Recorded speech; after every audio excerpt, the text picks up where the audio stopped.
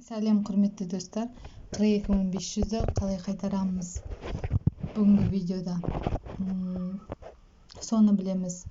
Ары қарай видеоны жалғастырмас бұрын лайк басып, подписка жасап, комментарий жаза кетеміз. Ал кеттік. Видеода Каспий кошелекке кіресіз, платежиді басасыз. Каспий голдқа кіресіз, платежиді басасыз, лупаға барасыз да, возврат дегенді басасыз. Возврат социальной помощи дегенді басасыз. Осы жерде продолжить. Әркімнің өзінің иініне тұрады, ол өзгертілмейді мына жерде.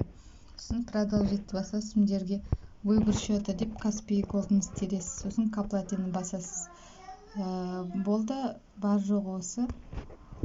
Немесе банкке барып, Народный банкке барып төлеуге болады.